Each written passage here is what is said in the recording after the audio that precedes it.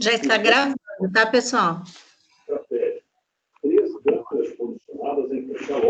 Então, professora, sobre a pesquisa, para mim, assim, foi normal, não tinha dados tão diferentes do que eu vejo. Como eu já falei, eu moro numa comunidade, então a molecadinha aí de 12 anos, 14, 15, já são tudo bem envolvidos com bebidas, com droga e tudo mais, assalto.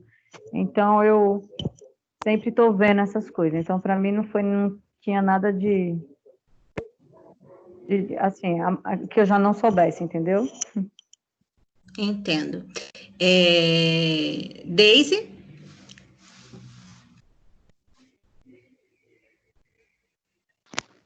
Bom, eu, pelo que eu vi, na região norte, cada vez menos, a idade está cada vez menor e costuma ser hábito algumas famílias introduzirem a bebida, vem de pai para filho.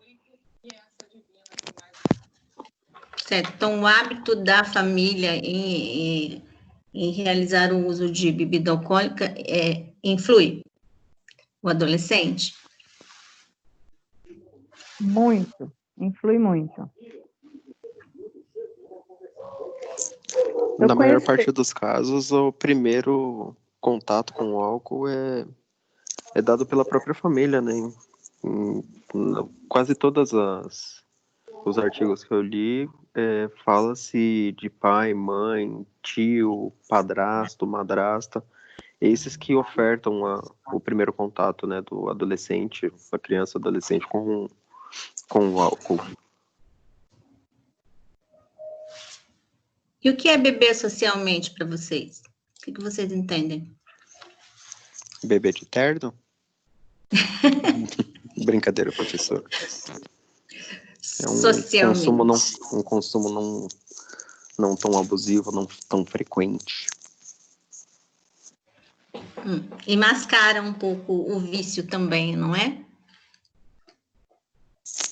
De certa forma, sim. Não é aquela pessoa que... Eu conheço pessoas, eu trabalho com pessoas que têm problemas com o álcool, problemas com o alcoolismo, mas eles não assumem. Mas é aquele tipo que fala, se eu não tomar uma dosezinha logo que eu acordar, eu não vou conseguir trabalhar hoje.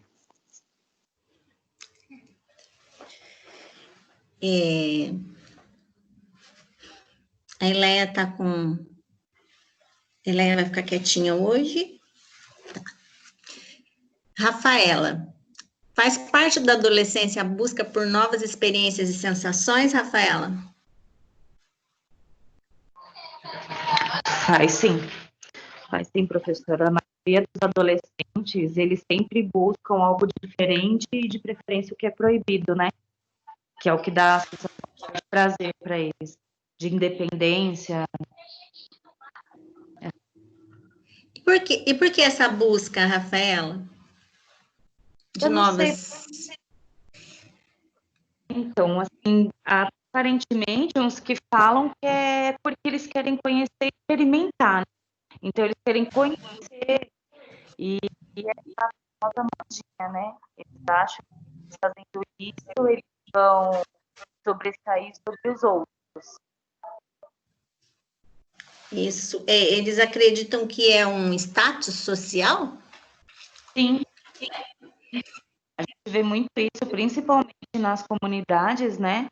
Os jovens mesmo, os adolescentes, você vê crianças com 10 anos que já usam, fazem uso de maconha, de bebida, aquele narguile, uísque, aqueles copos, uísque, energético, essas coisas.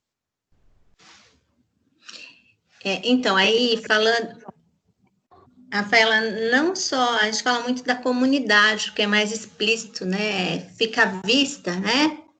É evidente. E na classe média, média alta também acontece? Tem sim, só que é mais fechado, né? Mas é muito exposto, as você disse, na comunidade é porque está todo mundo junto e é aberto.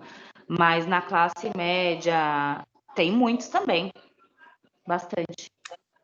Certo. Professora, Oi. só Pode compartilhar falar? uma experiência.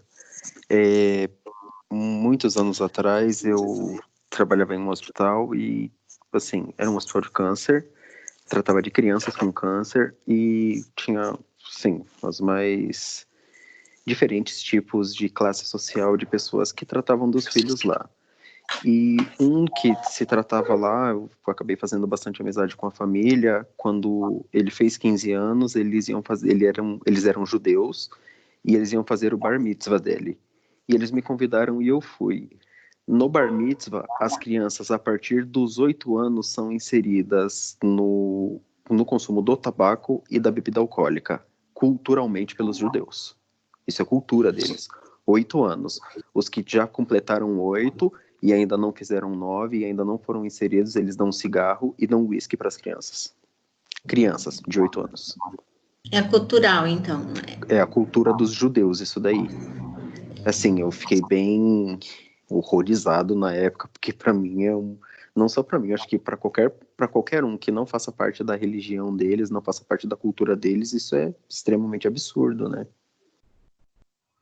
É diferente, né? Não é comum, não é isso? Não, assim, foi uma coisa que eu não imaginei que eu fosse ver na minha vida. E o que acontece? Qual que é a ação do álcool no sistema nervoso central?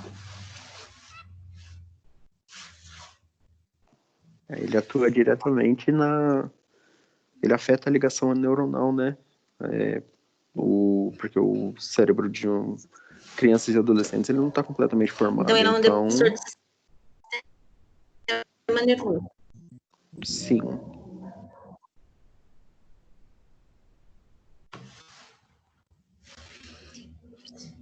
Principalmente se esse adolescente estiver em jejum, né? A ação é bem mais rápida. Leonardo, tem alguma coisa para comentar sobre o uso de álcool e drogas na adolescência, a busca por novas experiências e sensações?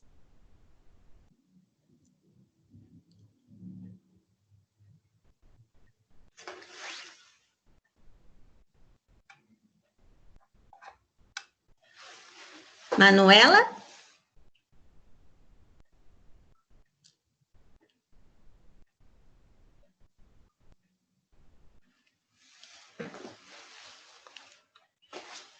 Manuela tá de bebê novo, pessoal. Eu não vou mexer mais com ela, não. Deixa ela quieta, tá? Ela tá de bebê.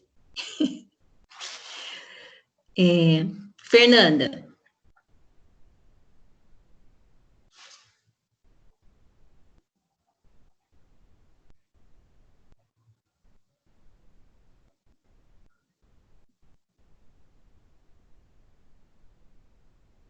Letícia.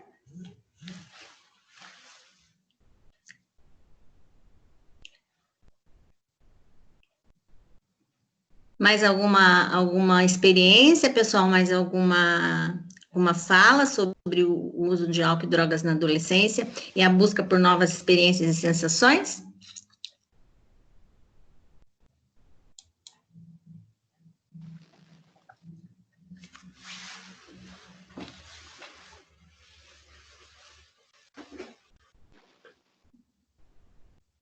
Então, aqui diz, nesse slide, eu peguei só tópicos, que é a curiosidade do adolescente pelo uso das drogas, tanto as lícitas quanto as ilegais, em grande parte, que vocês já disseram dos casos, né, que faz parte aí de um trabalho que eu peguei alguns trechos, acontece em casa, e em sua maioria acompanhado dos pais ou responsáveis, foi o que vocês me disseram anteriormente. Em muitos relatos, os jovens comentam que a bebida foi inserida pelos próprios pais, mães, tios, padrastos e madrastas. Após o primeiro episódio, muitos jovens passam a repetir a dose de bebida, pois após a ingestão da mesma, tornaram-se mais comunicativos e desinibidos. Isso acontece? Sim, acontece. bastante. Professora, eu tenho uma amiga, ela já é senhora hoje, e ela fala para mim assim, que ela tem muita raiva assim de ter pegado o vício de fumar, né? Mas ela culpa muito a mãe dela, porque diz que toda vez que a mãe dela fazia um cigarro, inclusive era aqueles cigarros de fumo, sabe? Que faz lá no Nordeste, o pessoal usa bastante. E aí toda vez a mãe dela pedia para ela ir lá no fogo acender o cigarro. Então aí ela aprendeu a fumar. E ela ficou 40 anos fumando. Tem uns 5 anos que ela parou de fumar e assim, a voz dela é prejudicada, ela tem uma tosse que, pelo amor de Deus. E aí ela sempre fala para mim que ela tem muita raiva porque assim, ela aprendeu a fumar porque a mãe dela, de uma certa forma, incentivou, né? Porque pedia sempre para ela ir lá acender o cigarro. E nisso, lá no fogo, ela tinha que tragar para que a brasa, né, para que o fogo pegasse no cigarro. Então ela acabava e saía tragando o cigarro. Tinha que tragar o cigarro para acender, né, André? Tragar o cigarro, isso. Vocês concordam, pessoal? Que o uso de álcool deixa o adolescente mais comunicativo e desinibido, porque alguns são mais introvertidos, não é isso? Eu não sei se é só pelo álcool ou se é pelo simples fato de pode ter um certo efeito placebo também, né? Ele se sente mais seguro em falar, em conversar, normalmente se sente mais engraçado, acha que uma barreira caiu pelo fato de ele ter consumido álcool, mas se disser que é álcool e realmente não for também, que é o caso de cerveja sem álcool, ela pode ser que tenha o mesmo efeito, né? Então, pode ser que seja o álcool, pode ser que não seja só um bloqueio neurológico que a pessoa tem devido a algum tipo de vergonha, alguma coisa assim. Mas é o tipo de coisa que eles procuram em relação à bebida alcoólica, né? Então, é o fator psicológico. Se eles ingerirem uma cerveja sem álcool, eles vão, como se diz, dar a impressão, né? Ou então até sentir que ele está tomando álcool e faz o mesmo efeito. É isso que você está falando? Isso. Seria o placebo? Sim. Um efeito placebo, né? Não estou dizendo que seja somente isso, não, mas de certa forma o lado psicológico influencia muito também. As amizades também influenciam, pessoal? Por exemplo, nas escolas, formam-se grupos, né? As amizades influenciam também? Estou falando da família, mas as amizades também influenciam? Influenciam, porque eu aprendi a beber na escola. Tem que fazer parte do grupo, né? Se não bebe, se não fuma maconha, essas coisas não faz parte do grupo, é careta. Iracilda, quer falar alguma coisa? É sobre o trabalho que vocês já realizaram, a pesquisa do artigo. Professora. Oi, Iracilda. Elaine. Elaine, vou falar uma experiência que aconteceu na minha família, né? Certo. Eu tenho um que ele tem 13 anos, estuda num colégio particular, aí ele estuda das 7 ao meio-dia. 1h da tarde ele faz curso. Aí nesse dia decidiu um grupo de amigos que nunca tinham bebido comprar uma corote, que é uma bebida numa garrafa bem pequenininha. E não foram para a escola e foram para a praça, né? Perto da escola. Um pouco distante, né? Mas não tão. Aí foram lá, todos iniciantes, um que era de maior, comprou a bebida e falou para eles, tá aqui a bebida, bebe, né? E aí meu sobrinho foi, e para dar uma de machão, né, para falar, eu sou o fortão do grupo, virou a garrafinha de corote. Não demorou muito, assim, uma coisa de uma meia hora, meu sobrinho começou a passar mal e convulsionou. Aí encontraram meu sobrinho na rua, porque todo mundo foi embora, como meu sobrinho é bem conhecido em Laranjeiras, né? E aí minha irmã tem salão de cabeleireiro, tudo lá, e aí correram e ligaram para minha irmã, falando que meu sobrinho estava convulsionando. Quase que a minha irmã perdeu meu sobrinho, né?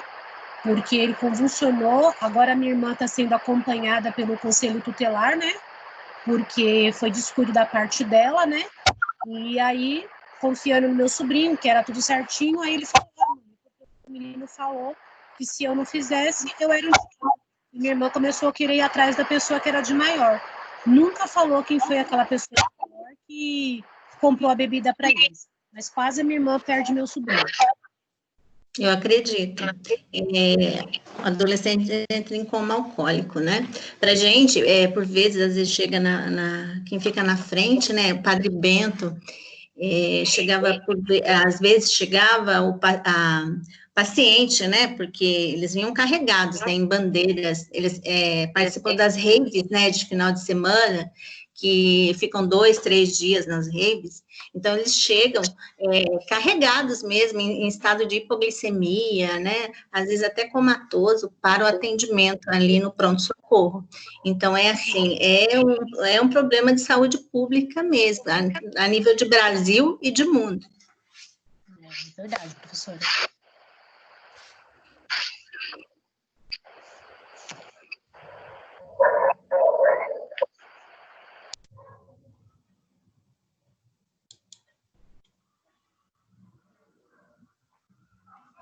Aqui, ó, muitos adolescentes consideram o uso da bebida alcoólica como meio de inserção social e meio de aceitação em grupos para desenvoltura e aceitação social. No Brasil, os estabelecimentos comerciais não precisam de qualquer tipo de licença para vender bebidas alcoólicas. No entanto, segundo o artigo 81 da Lei Federal 8.069/1990, sua venda é proibida a crianças e adolescentes. Lembrando que, a nível do ECA, adolescentes são crianças de quantos anos, pessoal? São os adolescentes. São indivíduos de quantos anos? 12?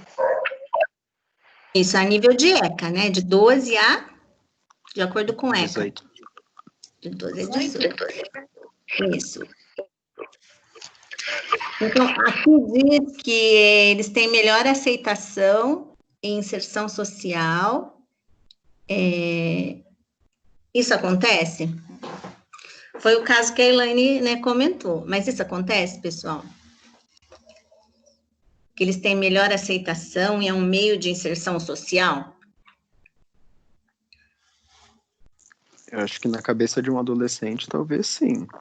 Não é bem assim que funciona, né? Mas quando tem certos grupos já formados de adolescentes e sempre parecem ser mais descolados, né? O que não consome bebida alcoólica é sempre deixado mais de lado, né? Então acaba para fazer parte como a Elaine mesmo falou, para fazer parte do grupinho, para se tornar mais legal, a bebida alcoólica ela tá sempre envolvida no meio, né? Ou ele é desafiado, né? Eles dizem, você não consegue, você não vai conseguir, você não vai, né? Enfim, que foi exatamente o que a Elaine falou do sobrinho, né? Que ele provavelmente rolou alguma coisa e ele quis provar que ele realmente conseguiria e acabou entrando em coma alcoólico, né? Foi a Isso. consequência. E é assim, eles chegam, quem trabalha em PS na frente, enfim, eles chegam com glicemia de 20, 35, né? Já tem que entrar com as condutas, né? Porque senão, se faltou energia, vai, né? Pode gerar até óbito. Não é nem só o coma, né? Chega um pré-choque, né? Isso, já chega, tem que entrar já com as condutas, repor, enfim. E por vezes não chega só um, não, chegam 2 de uma vez, da mesma rave, entendeu? Deise, referente aqui à lei, essa lei, ela é obedecida, Deise?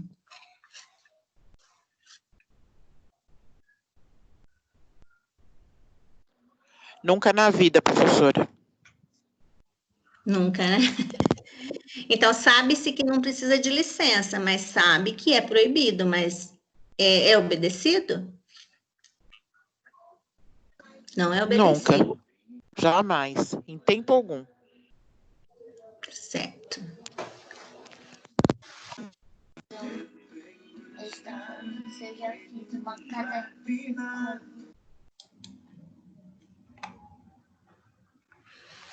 Pesquisas realizadas por diversos órgãos mostram um aumento no número de jovens que experimentam essas substâncias pela primeira vez e mostram um aumento do número de jovens que consomem álcool e drogas de forma rotineira, um grande aumento na quantidade de jovens que já são considerados viciados. O que é o jovem considerado já viciado?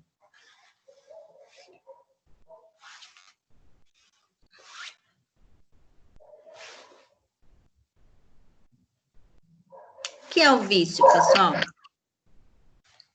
Professora, no meu ponto de vista, é aquele jovem que já não tem mais o controle sobre ele mesmo, né? Sobre a bebida, né? Ele precisa levantar de manhã, se ele não tem um dinheiro, ele precisa fazer alguma coisa para conseguir esse dinheiro, para poder adquirir essa bebida. Ele é dependente, né? Viciado. Eu acredito que seja isso, professora. Tá feliz, bebe, tá triste, bebe, tá deprimido, bebe, se discutiu, bebe, se o time ganhou, bebe, se ganhou no videogame, bebe, se a mãe não deixa sair, bebe. Tudo é motivo, bebe. Tudo é motivo pra beber. Todos os motivos, né, Deise, né? Deise. Todos eles, né, Deise? Ô, Se vai Deise, então comemorar, isso. Ô, Deise, então tá naquela história. Pode falar, pessoal. Bebe para dormir e acorda para beber, é? Exatamente, bebe 25 horas por dia. Os 60 segundos do minuto, se deixar. Ô, louco. E agora, a gente traz sempre o isolamento, né? No isolamento, o que está acontecendo? Eles estão consumindo bebida? Os jovens têm... Eles arrumam estratégias para o consumo da bebida? O fluxo não parou, o fluxo não está parou. em quarentena. A senhora pode ter certeza que o fluxo não está em quarentena. Isso. Algumas pessoas, elas foram abordadas aí num parque, eu estava vendo a reportagem, eu não prestei muita atenção, não sei se é aqui em São Paulo, foi abordado um grupo que eles disseram que estavam assistindo futebol, mas eles estavam realizando uma festa, né, enfim. Aí tinha jovens, enfim, foram abordados.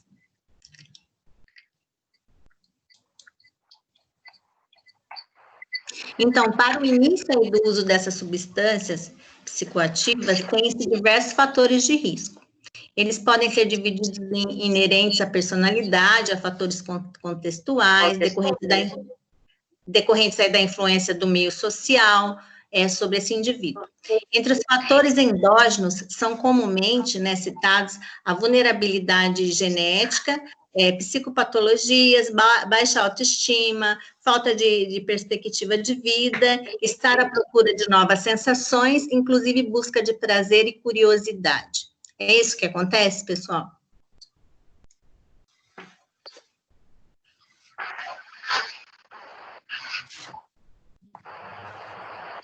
O que é um transtorno de personalidade antissocial? São os introvertidos, né?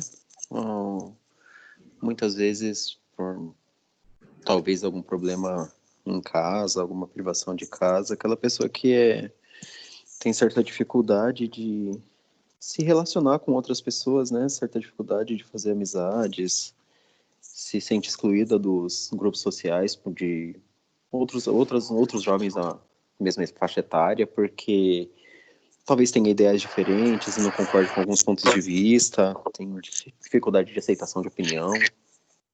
E a baixa autoestima, ela acontece devido à criação, devido à imagem corporal? Muitas vezes relacionado à criação, às vezes pode ser relacionado também a estereótipo, né? Estereótipo social, que muitos adolescentes têm esse problema, né? Que o estereótipo da pessoa perfeita, aquela pessoa magra, esbelta, curvilínea, e se o adolescente não está naquele tipo, né? Que é pegado pela mídia, né? Ele se sente excluído, né? Isso. É isso, pessoal, é para vocês participarem, é como se fosse uma mesa redonda. Cadê os alunos?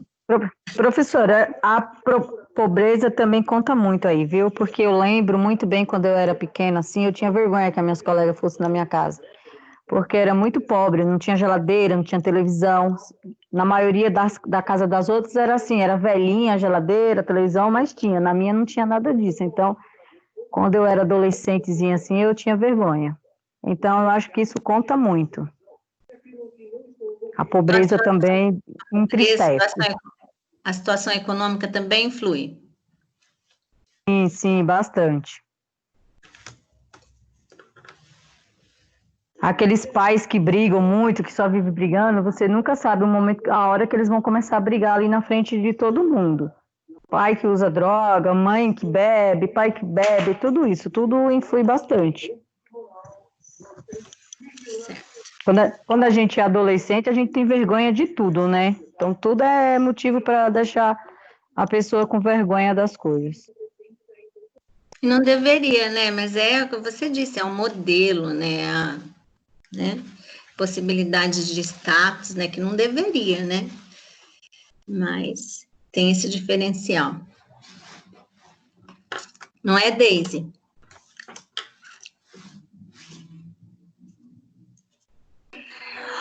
Sim, professora, porque o modelo familiar já vem prejudicado. Então, se você não tem um modelo familiar dentro de casa, e fora você é desafiado constantemente, é complicado você manter o equilíbrio mental diante de tal situação. É isso mesmo.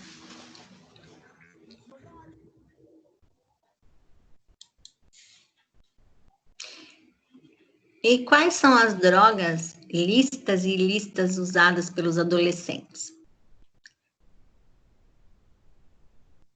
Quais são as mais usadas, pessoal? Aqui tem algumas, né, de acordo aqui com a pesquisa, né, de um de vocês. É sabido que o álcool, né, costuma ser a primeira substância que é utilizada por adolescentes. Acaba sendo seguido aí por drogas ilícitas como maconha, cocaína, o êxtase. Tá faltando algum aqui, pessoal? Lança-perfume. Mais alguma?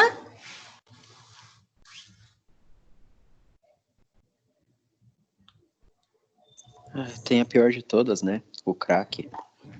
Tem o crack, agora tem as sintéticas, né? Várias que eu desconheço, mas tem, que é comercializada até pela online, pela internet, não é isso? E aí a gente entra naquele tema, aquele assunto que não é só os de baixa renda, né?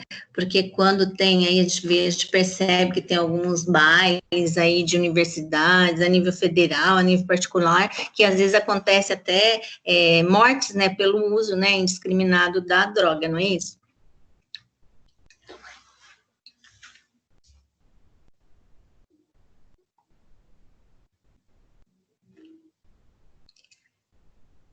Então, pessoal, não acontece só na classe média, né, na classe baixa, né, de baixa renda, na classe média, média alta, alta também acontece, né, o comércio e o uso indiscriminado aí de drogas.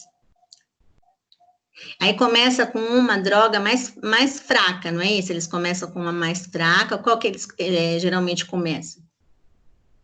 Com a maconha. Com a maconha. Aí a maconha, aí ela não está fazendo um efeito, aquele efeito desejado. Aí eles partem para uma nova droga. Aí Vai para cocaína. O que tem um pouquinho mais de dinheiro já vai para cocaína. O que não tem vai para o crack. Já vai direto para o crack, porque é mais barato. E assim, é difícil a volta, pessoal. Como se diz, diminuir ou então largar mesmo as drogas é difícil depois do vício instalado? É demais. Muito, professor, é o caos. Porque a pessoa tem que querer. Eu, assim, na minha família eu sofro muito com isso. Eu tenho um irmão que usa crack há mais de 20 anos. E assim, Começou bebendo, depois uma maconha, depois da maconha já foi direto pro crack. Isso já tem mais de 20 anos. E assim, ele não acaba só com ele acaba com a gente também, porque toda hora que a gente olha para a cara dele, vê que ele está se acabando cada dia mais. E assim, um cara super trabalhador, só que todo o dinheiro é pro crack. E eu já tentei internar várias vezes, ele já veio para minha casa de mala, aí fica, aí na hora de ir, aí fala que vai ali, aí desse vai ali não volta mais. Várias vezes já tentei colocar na cabeça dele para internar, só que tem que ele querer, né? Se a pessoa não quer, não adianta. E vocês já conhecem algum usuário, por exemplo, falar do crack, né? Como que é o perfil desse usuário?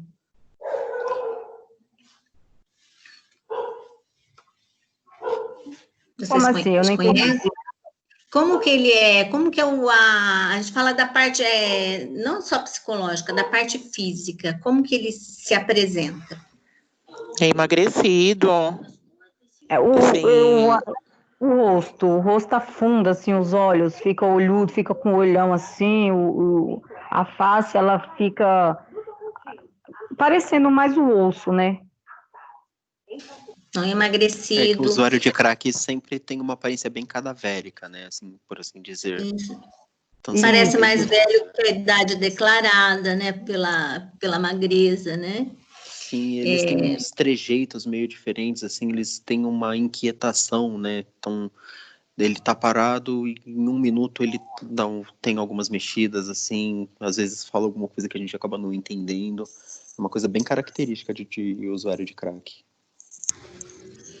Isso. As necessidades que eles apresentam. Então, a autoestima também, ela fica diminuída, porque eles já não se cuidam mais igual se cuidavam, né? Tem um diferencial aí no autocuidado também. E falando de drogas, posso ter uma adolescente que está gestante e faz uso de drogas ilícitas?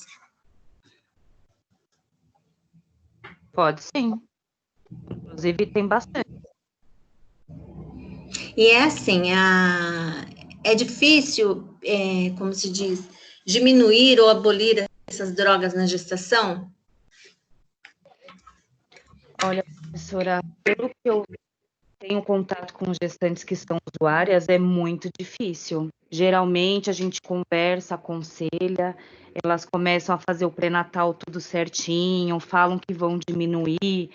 Aí, quando já passam 2 semanas ou um mês, no mês seguinte, que é a da consulta, ela já não vem mais. Aí, às vezes, quando aparece para pedir alguma coisa lá, onde a gente trabalha para comer. E assim, é muito difícil. Para largar esse vício do crack, é um dos vícios mais difíceis. Para falar a verdade, eu nunca vi alguém que conseguisse parar com o crack. E como pode afetar esse embrião? Afeta o embrião? A droga? Porque a criança já nasce com abstinência, né? Isso, aí tem que entrar com condutas, medicamentos, enfim, ela já nasce em abstinência. Ela pode também acarretar má formação? Olha, professora, ela até pode, mas incrível que pareça, de todas as usuárias que eu já acompanhei o pré-natal, todas as crianças aparentemente nasceram perfeitas, mas neurologicamente já é difícil responder. Então, ela pode nascer, a criança pode nascer prematura, né? Trabalho de parto prematuro, ela já nasce em abstinência, ela pode nascer com má formação, problemas respiratórios, não é isso? Baixo peso, menor que 2,5 kg. Não pode acontecer. Nossa, e assim, o adolescente, se ele tem com que se manter, né, com as drogas, ele vai se manter, ele vai fazer o possível para se manter. E se ele não conseguir se manter, qual a estratégia? Qual é a saída desse adolescente? Roubar, né? Professor, assim, eles fazem.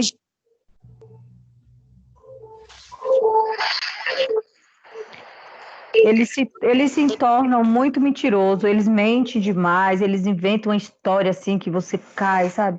Outro dia, eu tenho um menino que eu conheço ali, ele chegou outro dia aqui me pedindo R$ 10, pelo amor de Deus, que ele trazia daqui a pouco, porque ele tinha feito um negócio ali numa cesta básica que ele tinha comprado para a mãe dele, que não sei, mas uma história assim que eu fiquei olhando pro menino, sabe? Eu falei, meu Deus, quem não conhece cai.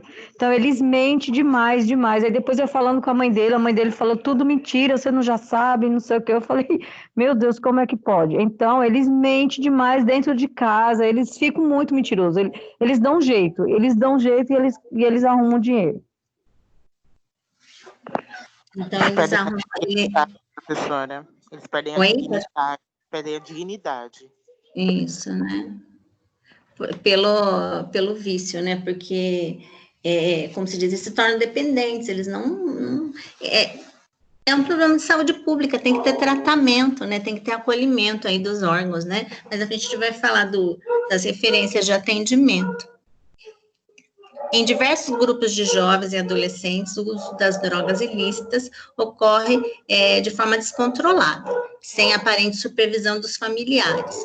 Os jovens se tornam cada vez mais dependentes dessas substâncias e quando a família percebe o caminho para deixar isso para trás, já é longo e difícil. Não é, Reginaldo?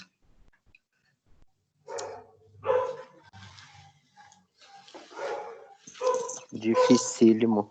Já quando você acompanha um jovem para seguir as orientações que pai e mãe dão, já é complicado. Descobrir que ele já é um usuário, muitos pais, assim, acabam vacilando um pouco na criação e começam a perceber que o jovem está fazendo alguma coisa de errado quando começam a assumir as coisas dentro de casa, né? Porque chega um certo ponto do vício, que aquele ponto crítico que ele começa a roubar dentro da própria casa.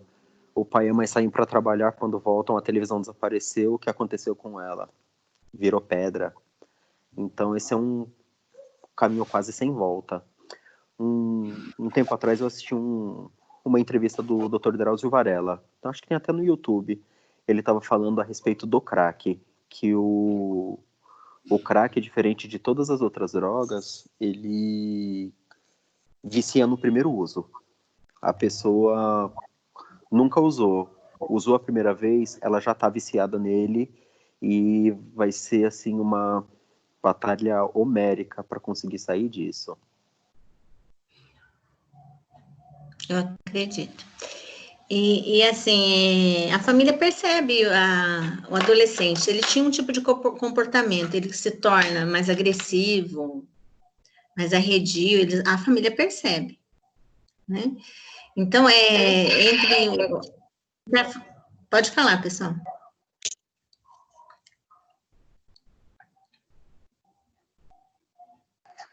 Entre a família... Oi.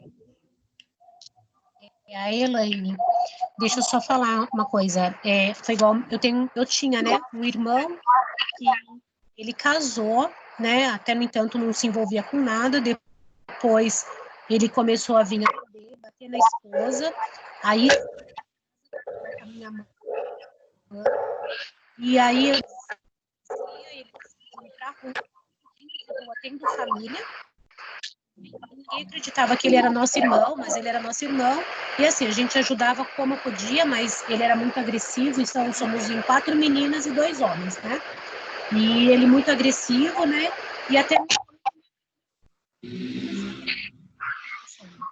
E aí descobriu que ele estava com pessoa, que ele começou com a bebida alcoólica, depois foi para maconha e chegou na cocaína. E agora, acho que faz agora 1 ano que meu irmão veio a falecer na rua. Encontramos ele morto na rua. Então ele preferiu ficar na rua, né, usando droga, do que ficar conosco na família. Então a gente perdeu esse meu irmão na rua, encontramos ele morto, e eu acho que foi uma overdose, porque não fizeram nem autópsia nem nada, né? A minha mãe falou que não precisava fazer nem nada, mas ele deu muito trabalho para minha mãe, desde os 35 anos. Aí ele morreu agora com 62 anos, ficou nos cuidados da minha mãe, que agora já tem 80.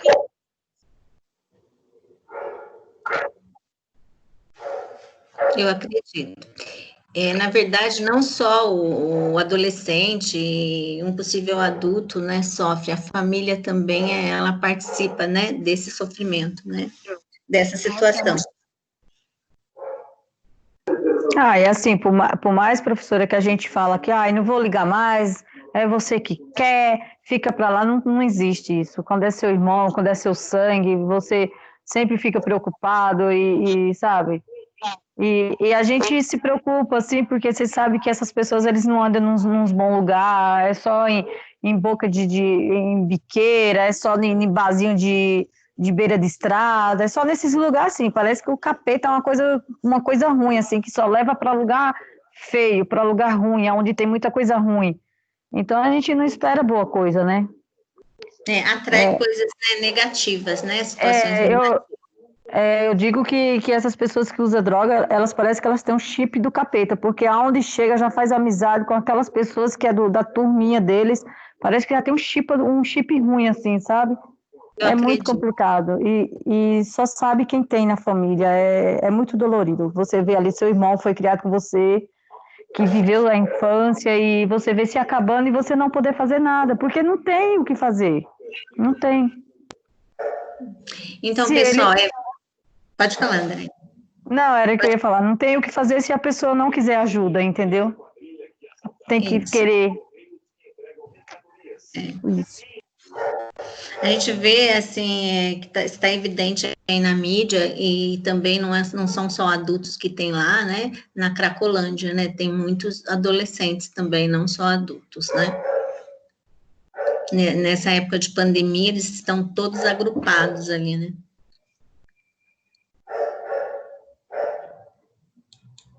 Professora, uma coisa que me deixou muito assim, eu já fui na Cracolândia umas 3 vezes fazer trabalho da minha igreja. A gente vai lá levar comida, lanche e fazer oração lá com o pessoal. Uma coisa que assim me deixou muito assim é que tem muitas mães que ficam passando ali pelo aquele meio ali atrás de droga, né? Arrastando a criança, às vezes com a criança no colo, outra criança arrastando no meio daquele povo ali. Nossa, é uma coisa feia demais. Eu fiquei, a primeira vez que eu fui, eu fiquei uma semana sem conseguir dormir. E não sei se é pelo. E Pelo não sei. chocou, né? Choque de Me cho- realidade. Sim, me chocou bastante. E assim, eu não sei se é pelo fato de eu ter um irmão que usa crack, tipo assim, eu olhava para aquelas pessoas parecendo zumbi ali, e eu ficava imaginando ele ali, sabe? Eu fiquei, a primeira vez que eu fui, eu fiquei bem triste. Uma semana eu fiquei bem mal. Aí depois, a outra vez, e lá tinha pastor, tinha advogado, tem um monte de gente assim, da alta que tá lá dentro da Cracolândia que veio falar com a gente. E eu ficava, meu Deus, eu não acredito. Médico, sabe, tudo lá dentro. A gente está puxando, tá falando do adolescente, mas tem situações aí que você pega o adulto, né? Ele, por vezes, ele já cursou umas 3 faculdades e eles estão lá, né? Naquele meio, né? Por qualquer situação, eles acabaram indo para aquele meio. E assim, você está falando de mães, né? Aqui, quem trabalha com estratégia sabe, né, que tem mãe que fica com o cachimbo do crack em cima da criança, a criança no colo, e eles com o cachimbo, enfim, né? Não cuida nem tanto adolescente como mulheres adultas, né? Elas fumam em cima da criança, perto da criança. Aí, pessoal, aqui, qual a atitude da família nos casos de jovens que fazem uso de substâncias tanto ilícitas quanto ilícitas? Lembrando que o álcool para o adolescente é uma droga ilícita. Qual que é a atitude da família frente aos casos? Tentar trazer ele para mais próximo possível, né? Tentar procurar um tratamento, né? Se descobrir no início, né? E tentar trazer esse adolescente o mais próximo dos familiares, né? Para não perder ele, porque se demorar muito, vai acabar perdendo. Esse meu sobrinho mesmo, a minha irmã agora fica em cima dele constantemente.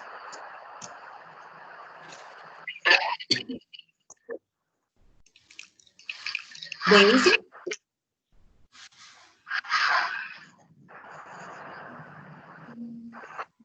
Não acredito nisso, não. caso, a família inteira precisa de tratamento.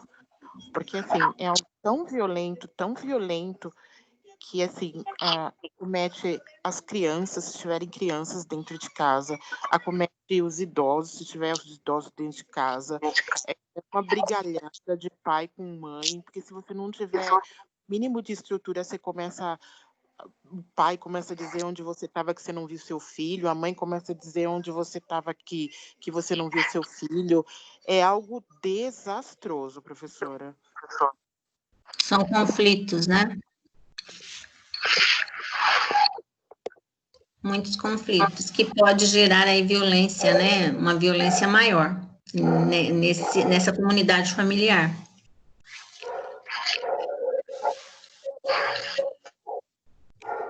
Eleia, quer falar um pouquinho?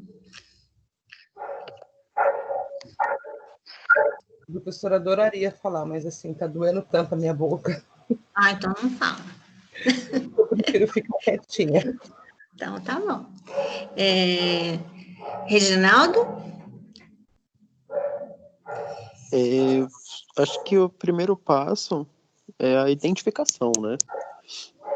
Tem que identificar, conseguir identificar, né, que a criança ou adolescente, infelizmente, está envolvido, né, com algum tipo de substância psicoativa, que é meio difícil, né? Em algum dos artigos que eu li, acho que foi da Sociedade Brasileira de Pediatria, tinha algumas dicas para descobrir esse tipo de coisa, né? Uma delas são consultas médicas de rotina, que falava das consultas médicas de rotina por o acompanhamento por equipes multiprofissionais, né? Que a maioria dos adolescentes não tem nenhum acompanhamento, nem nada. Então, se for uma consulta médica de rotina, com exames médicos, laboratoriais de rotina, dá para saber se o adolescente tem alguma coisa no sangue, no organismo, por mais... Não estou falando de casos, né, dos adolescentes que sabidamente já são viciados e tudo, que infelizmente esses acaba sendo mais fácil de identificar exatamente pelo comportamento, mas naquele que está no início ainda, se a família desconfia de alguma coisa, é uma maneira, né? E em alguns casos, acho que até intervenções judiciais são necessárias também. Tem, assim, uma vasta gama, desde que a família esteja disposta a se envolver, né? Porque esse tipo de problema, a família também adoece junto com o adolescente, né? Adoece. E assim, nós sabemos aí que tem as referências de atendimento, se é um caso agudo, tem aí os prontos-socorros, né? Enfim, os PS, mas nós temos também, ela não está aqui presente, ela abordou o CAPS, né? Qual que é o CAPS, ele atende esse adolescente?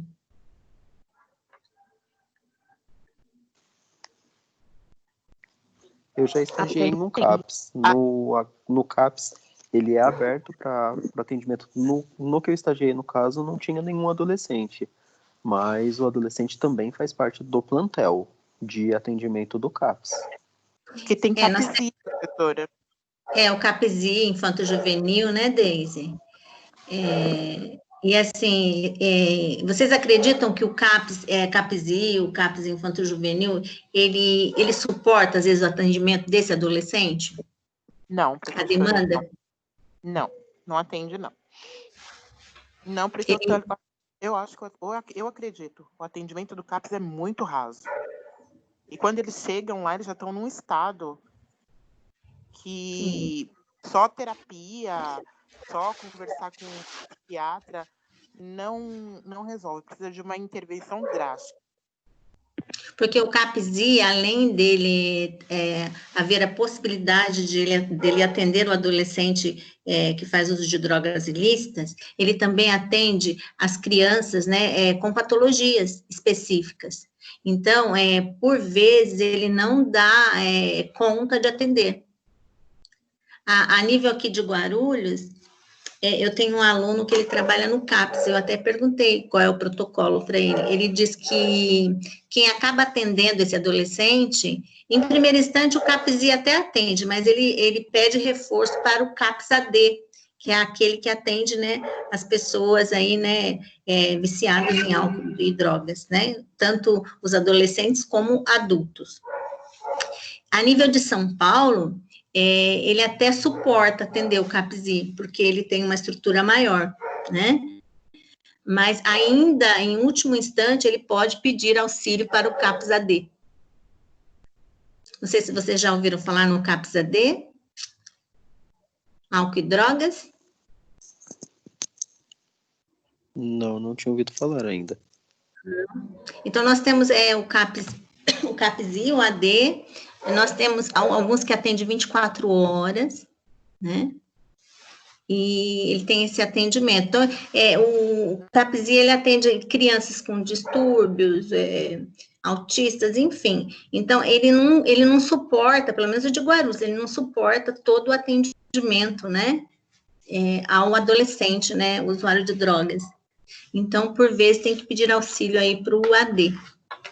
Então, o trabalho do AD, não sei se você já... quem já ouviu falar no AD, no álcool e drogas? Já, professor. Já? Então, na minha graduação, eu estagiei e já acompanhei estágio com os alunos em CAPS.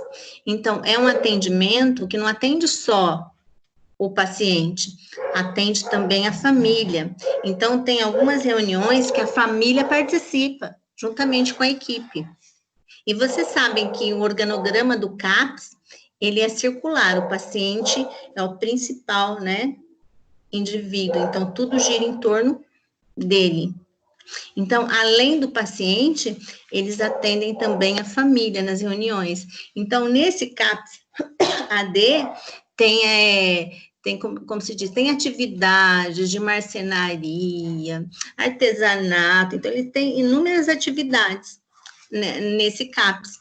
Eles passam, eles não vão todos os dias, por vezes eles vão 3 dias por semana, é difícil um paciente que tem que ir todos os dias, então ele passa, né, ele não fica, como se diz, hospitalizado, ele só passa o dia, né? Então, eles têm muitas atividades, todas as reuniões envolvem a família também. Foi a Rafaela que disse que conhece, Rafaela? Isso. Isso? Você conhece qual CAPS? Todos. Todos? Você é de saúde mental? Você trabalha em saúde mental? Não, mas a gente faz o matriciamento com eles, né? Então, tá, porque você é de PSF, né? Isso. Isso. Então, como se diz, toda a informação de lá, ela como se diz, tem o controle das informações, se o paciente teve alguma reação, né, lá no CAPS, tudo é passado para a unidade, não é isso? Isso. Vice-versa, e a gente também passa para lá. Isso. E assim, e às vezes o paciente que está lá, ele está recebendo atendimento no CAPS, às vezes nem toda a família dele sabe que ele está sendo atendido lá, não é? Tem um sigilo. Quem trabalha em estratégia, né, trabalha com sigilo. Tem tudo um jogo de cintura, cada caso tem que ser analisado individualmente mesmo. Isso. E assim, quem trabalha sabe que tem todas as reações que pode acontecer. Então, uma equipe do CAPS, ela tem que estar preparada para conter, para medicar, enfim, conter fisicamente ou através de medicação, né, de química. Então, tem ali o ato da crise, a equipe tem que estar preparada, né, para agir, né, para atuar. Então, a equipe do CAPS também é uma equipe diferenciada. Quem tiver aí o interesse de ser enfermeiro de saúde mental, não tem muitos, tá? Especialistas.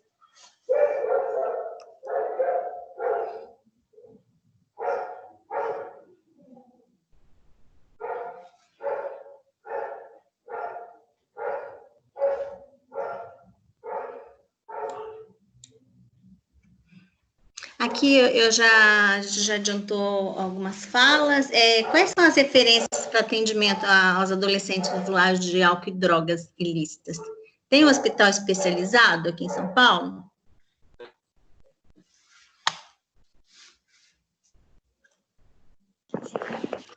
Eu trabalho em um CAISM, professora, que nós temos uma clínica de infância e adolescência.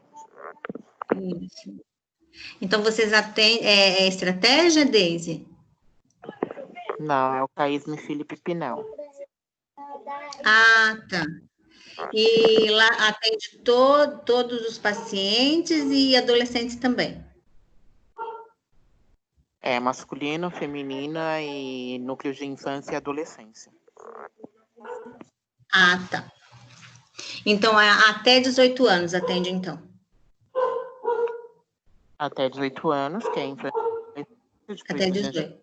Isso, depois a gente atende adulto, tem uma clínica masculina, e hoje nós atendemos totalmente clientes oriundos da Cracolândia, e tem a clínica feminina, que aí não é álcool e drogas. E aí você está falando dos moradores da Cracolândia, né? Eles vão pela vontade própria ou eles são encaminhados? Não tem internação compulsória, somente internação voluntária. E como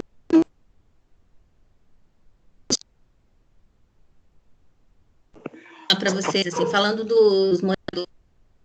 Professora, eu não consegui escutar. Se a senhora puder repetir, eu agradeço. Oi? Você não ouviu? Não, é que não tem ouvi. Um cachorro aqui latindo. Então, como que eles chegam para vocês? Como que que vocês abordam eles eles chegam para vocês? Qual é a abordagem? A gente não aborda o que acontece. Por ser um hospital fechado, eles vêm direto o CRAS é que manda para cá. Então tem um... Tá, eles já chegam para atendimento, Deise, é isso? Não, chega para internação, já chega para internação. Para internação já. Ah, tá. Mas eles, por ser voluntário, tem que passar pela triagem, passa pelo médico, passa pela psicóloga, para depois ver se vai ficar na clínica ou não. Por quê? Porque o que acontece? Nessa época de frio, por morarem na rua, eles vão justamente para ter abrigo e para ter uma refeição. E aí, por ser voluntário, eles ficam 24, 72 horas. E aí o turnover é muito grande. Então eles vêm, alguns deles, maioria vêm oriundos da Santa Casa, alguns vêm do HC e da Rua Prates, que agora eu esqueci o nome de lá, no Cratode. Eles vêm do Cratode. A grande maioria deles vem desses lugares.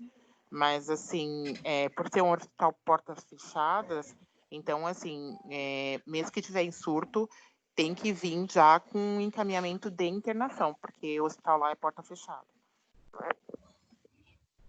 Entendi. E assim, eu fico perguntando para você, porque são experiências muito válidas para todos. Chega algum desconhecido que não tem um nome para vocês? Já chegaram desconhecidos? O paciente que é um desconhecido? Sem uma identidade? A grande parte deles, eles não têm nada, professora. Eles não têm um RG, não tem um telefone, não tem uma identificação. Eles não têm nada. E, assim, para mim, uma história que me deixou muito estarrecida foi de uma mãe que, logo no começo, quando eles começaram a vir da Cracolândia, uma mãe, tá? O menino era, não vou dizer a época para não ligar o nome à pessoa, o menino, ele era filho do vice-prefeito de Jundiaí. E a mãe já tinha ligado para todos os hospitais. Aí chega aquele menino lindo, porque ele era, espero que esteja vivo, é lindo. Aquela mãe, assim, super educada, e assim, você via no rosto dela o constrangimento. Porque, assim, ela se sentia constrangida, ela se sentia culpada do filho estar naquela situação. E, assim, ele ficou quase 2 ou 3 dias sem a gente saber onde estava. E aí, assim, uma pessoa de lá de dentro, que atendia em Jundiaí, e falou, olha, esse menino é filho de fulano de tal. E ligou para a mãe. A mãe já estava pronta de ter um troço. Porque, assim, então, assim, a droga não acomete só quem não tem dinheiro. Acomete quem tem dinheiro, quem tem família, quem tem oportunidade. A droga acomete todo mundo. E eles chegam sem nada, professora. Tem gente que chega lá que para você conseguir falar com eles, demora 24, 48 horas de tão tombado na medicação que eles estão. Porque senão você não consegue fazer.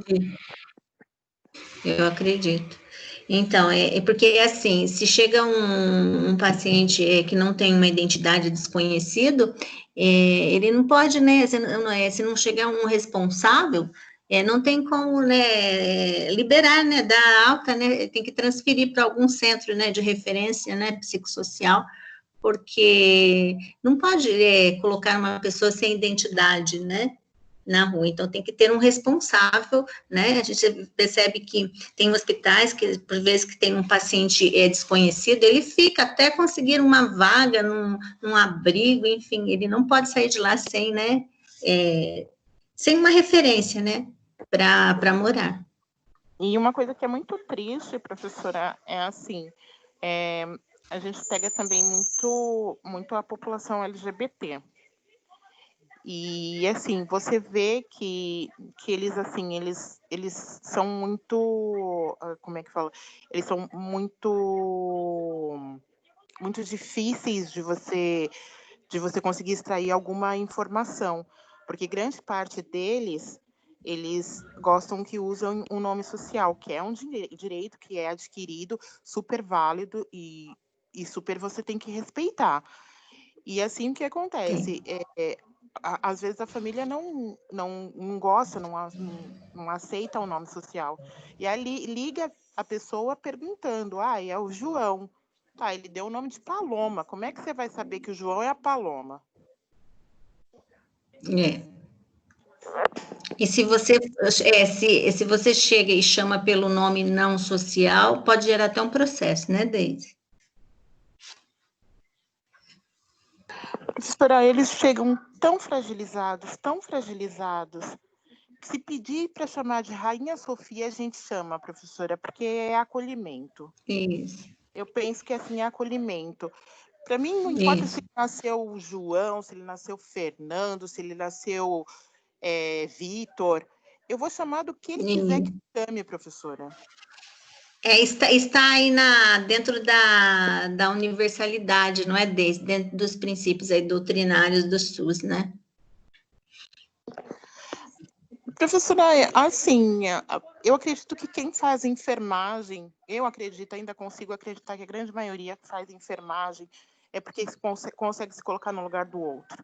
Porque, assim, você já perdeu tudo, você já perdeu a dignidade, você já perdeu tudo, e você está naquele estado de vulnerabilidade, e aí a única coisa que você pede é que a vida inteira você foi discriminado, e num momento daquele você quer ser chamado de Sofia.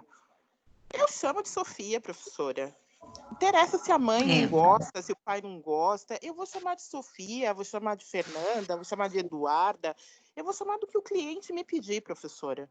Ele sabe tudo que ele passou e ele sabe.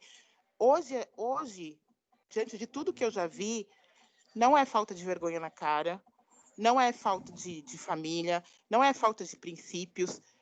O cérebro é prejudicado, professora. O cérebro dessas pessoas funcionam de maneira diferente. E chega menor de idade nessa condição, Deise, lá para vocês? Professora, eu já peguei lá, a gente já pegou pessoas de 8 anos completamente drogada de éter, professora. De éter, 8 anos de idade, de éter. O menino já tinha tido experiências com mais drogas do que eu, com 42, que nunca vi na minha vida, com 8 anos, professora.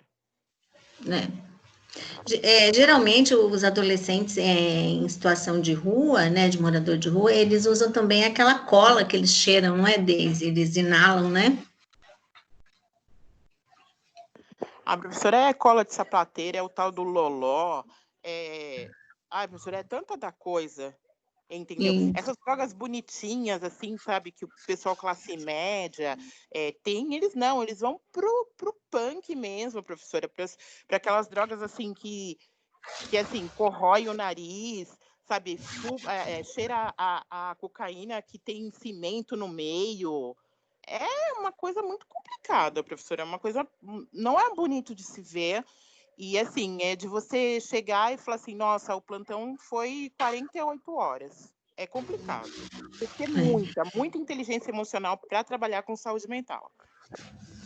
É assim, se até o cigarro ele muda, né, a composição de célula ciliar, imagine uma droga, né, mais corrosiva, enfim. É isso. Pessoal, mais alguma opinião? Cadê os participantes da sala? Professora. Estava ouvindo os relatos da Deise, que não é sempre que a gente tem a oportunidade de ouvir uma pessoa que trabalha diretamente ali, tá na linha de frente dessa parte punk. Então, eu trouxe a minha vida inteira eu trabalhei dela. em hospital, mas, assim, já fiz em algumas linhas de frente, mas diretamente com a saúde mental, eu tive mesmo contato com um familiar que teve internado uma época e os estágios que eu fiz de saúde mental, mas como posso dizer assim, o relato de uma pessoa que está ali vivenciando o dia a dia não é todo dia que a gente consegue ouvir. Na vivência, né, bem... Sim, por isso que é uma coisa bem chocante. Não é fácil, não. Tem que ter É o que a Deise acabou de né? falar. É o que a Deise acabou de falar. Tem que ter muita inteligência emocional para conseguir lidar com esse tipo de coisa. O quociente emocional tem que estar, né? Professora, o difícil é assim, como o hospital mudou a visão, a missão, que nós trabalhávamos apenas com psiquiátricos. Nós não Eu não entendi bem o que você falou. É no Pinel, Deise, é isso? É no Pinel. Ah, tá. Nós trabalhávamos até 2010, até 2015, o hospital só trabalhava com psiquiátrico, professora. De 2015 para cá, depois da gestão do Dória, que ele resolveu que o hospital ia simplesmente virar álcool e drogas. E nós nunca tivemos treinamento, professora. A clientela é diferente. É muito diferente. Então, nem cursos alternativos, assim, alguns... Nunca tivemos um curso de reciclagem, professora. Nunca tivemos um curso de reciclagem. Nós, assim, o hospital está de cabeça para baixo. Nós não temos o menor apoio psiquiátrico, nem psicológico. Nós, colaboradores, nós não temos. Nós não temos uma medicina do trabalho. Nós não temos nada. Então, assim, já teve colaboradores de chegar no meio do plantão, apanhar, ser estocado, ficar de quarentena no Emílio Riba tomando coquetel, porque foi estocado dentro do presídio. Já teve colaborador que foi agredido por familiar de colaborador, porque eles acham um absurdo. Para eles, cigarros não é droga. Mas a partir do momento que a pessoa vai para um lugar para se desintoxicar, é de tudo. Essa é a minha visão. Mas os familiares, não. Sim. Então, assim, é complicado você lidar com os familiares. A grande maioria, vou ser bem sincera, a grande maioria é muito empenhada para tirar o familiar da rua.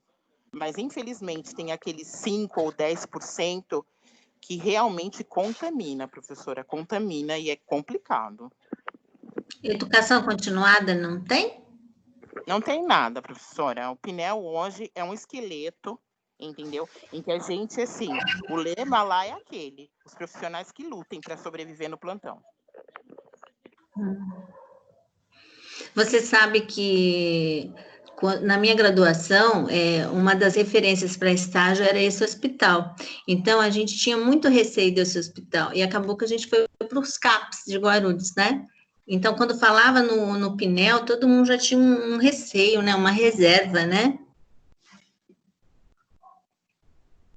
Mas que não deixa de ser uma referência muito importante, porque saúde mental é tudo, né?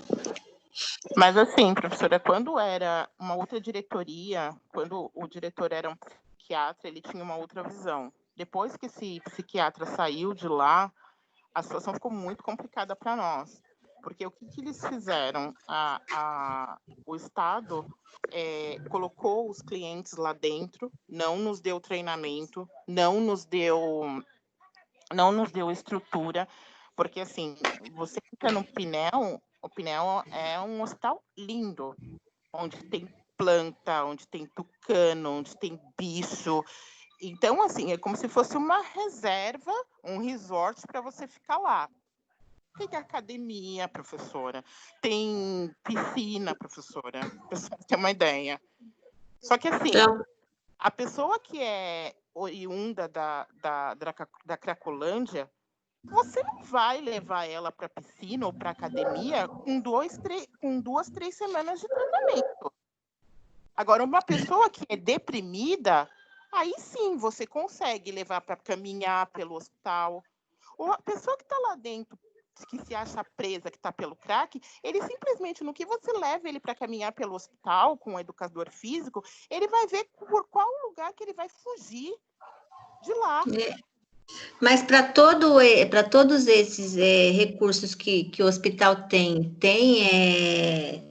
como se diz, os trabalhadores são, como se diz, tem o total eficiente de trabalhadores, a quantidade suficiente de trabalhadores? Nós temos uma educadora física, tá? Nós temos apenas uma educadora física, tínhamos 2, mas depois que mudou a clientela, ela não se sente segura para trabalhar lá, ninguém se sente segura, a verdade é essa, trabalha porque necessita, então nós temos, só que assim, foi o que eu falei, quando tinha um psiquiatra lá, nós tínhamos várias atividades, para que nós tínhamos festival de inverno, nós tínhamos festa junina, nós tínhamos cinema para os clientes.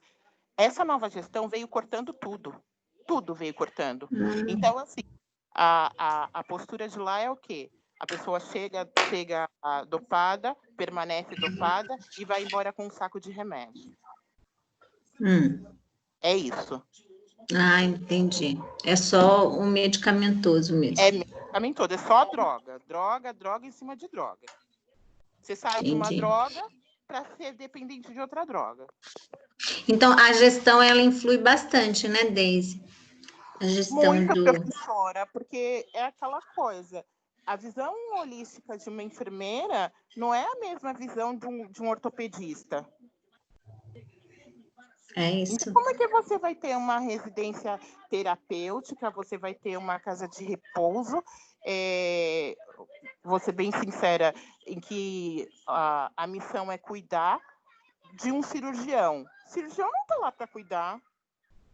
E agora os fisioterapeutas, falando de fisioterapeuta, eles atendem por partes do corpo, né? O enfermeiro é o todo, né? O holístico. Os ortopedistas atendem, né? Falando de médicos, eles atendem, né? Por partes, né? Sim, eles simplesmente loteiam.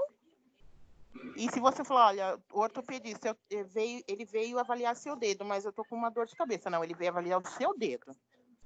Porque ele é cabeça e pescoço, né? Se ele for cabeça e pescoço, ele não vai atender, né? Os outros vai atender coluna, não vai atender, enfim, outros membros.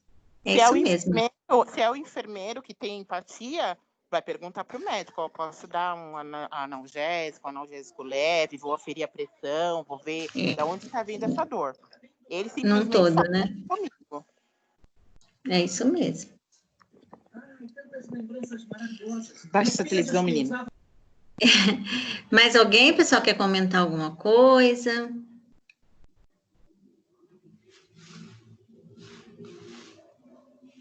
André ia falar aquela hora, André? Não, eu só ia perguntar, eu só fiquei curiosa e gostaria de perguntar para a Deise, que ela falou assim que tem pacientes que chegam lá sem documentação, sem saber de onde está vindo. E depois, Deise, como é que faz? Depois da alta da pessoa, a pessoa vai embora assim do nada para a rua também, de novo? Olha, o que acontece? A conduta de todo e qualquer CAISM hoje, seja o da Vila Mariana, seja o Pinel, seja o João de Deus, seja o que for, nós damos a alta e a gente encaminha para o CAPS. Não tem uma assistente social, se alguém, eu desafio qualquer pessoa que me despedir, não tem a menor acolhimento de assistente social de saber que ele sai com a médio, onde ele vai dormir e qual será a próxima refeição dele. Essa é a política do SUS no estado de São Paulo. Essa é a política do senhor João Dória. Simplesmente você mantém lá, enquanto está lá, ele tem refeição, ele tem uma cama, ele tem um banho para tomar. Depois que ele tiver alta, é um salve-se quem puder. É isso. Ai,